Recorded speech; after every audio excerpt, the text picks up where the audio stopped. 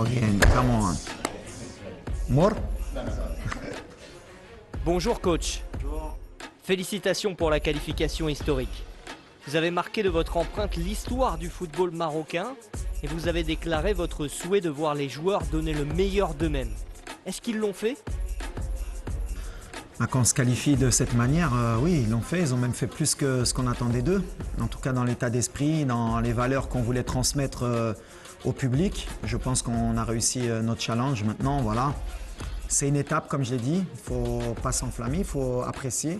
Il faut maintenant oublier tout ce qu'on a fait dans les poules pour se concentrer sur les huitièmes de finale. Hakimi était en larmes à la fin du match. Que signifie ce résultat pour les joueurs et pour les fans ? C'est touchant parce que voilà, on sent que les joueurs avaient à cœur de réussir cet objectif. On est venu pour ça. Achraf, c'est un de nos leaders.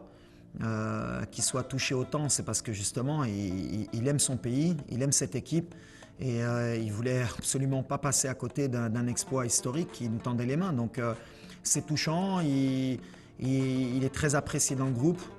Pour nous, c'est notre fer de lance. C'est un joueur extraordinaire, mais avant d'être un joueur, c'est un homme fantastique et justement d'avoir montré ses émotions, ça montre que voilà, on est des êtres humains avant d'être des footballeurs. Coach, on a remarqué qu'il y a eu un changement au niveau mental des joueurs marocains.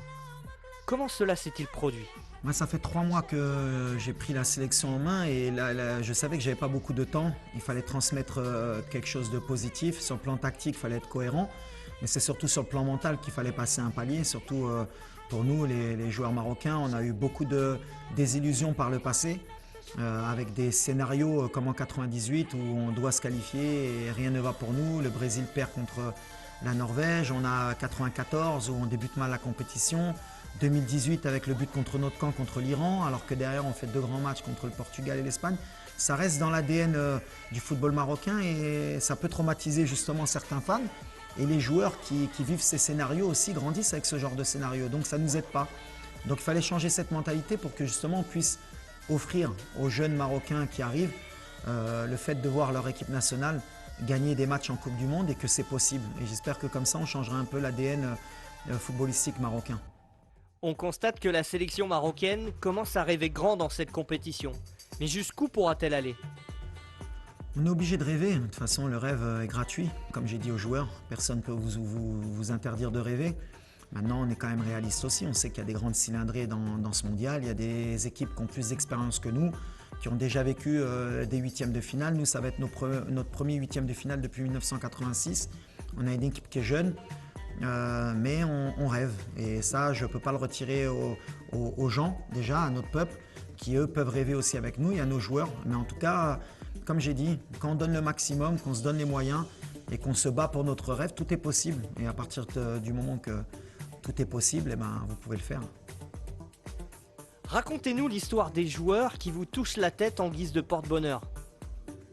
Vous avez une tête miraculeuse ? Non, c'est surtout que la relation que j'ai avec mes joueurs, elle est particulière. J'essaye d'être très proche d'eux, mais en même temps leur faire comprendre que voilà, je suis un de leurs guides, je dois être un de leurs leaders, je dois leur montrer l'exemple, mais je dois leur donner aussi beaucoup d'amour. Mais à la fin, et le respect qu'il y a entre nous, c'est le terrain. Sur le terrain, les décisions que je dois prendre, je les prends.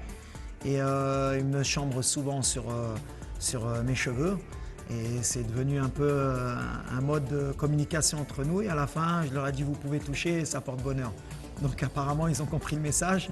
Ils ont tous touché ce crâne. Et j'espère qu'il va encore porter bonheur à l'avenir. Maintenant que vous allez affronter l'Espagne, quelles sont vos attentes ? Déjà, on va tomber sur une des meilleures équipes du monde en termes techniques. C'est une équipe qui propose du jeu, qui aime avoir la possession. C'est une équipe qui, sur ce genre de terrain, elle est pratiquement imbattable. Donc voilà, on sait qu'ils ont des ambitions élevées depuis le début de la compétition. Ils ont un grand coach, ils ont des grands joueurs, ils sont habitués à jouer à ce genre de compétition. Nous, on va y aller avec nos qualités, avec nos valeurs et sans avoir de complexe. Ce serait la pire erreur qu'on pourrait faire, c'est d'avoir des complexes. En 2018, l'équipe avait prouvé qu'on était capable de rivaliser avec eux. 4 ans après, ben, ce n'est pas la même équipe chez eux, ce n'est pas la même équipe chez nous. Mais on espère réitérer l'exploit de 2018.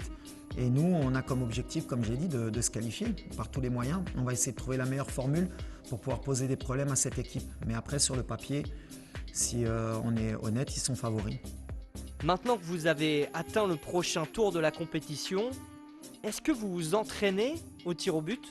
On va commencer l'entraînement, on a commencé hier la récupération. Aujourd'hui, on va récupérer encore. Ce n'est pas des choses qui rentrent dans ma tête. À chaque fois, j'ai dit aux joueurs, les tirs au but, même si on les prépare, le contexte du match n'a rien à voir avec l'entraînement. Donc voilà, ce n'est pas quelque chose qui me perturbe. Et souvent, comme je dis, les préparer, c'est se préparer à ne pas gagner et à aller au penalty. Nous, on espère que si ça doit bien se passer pour nous, on n'aura pas à aller au penalty.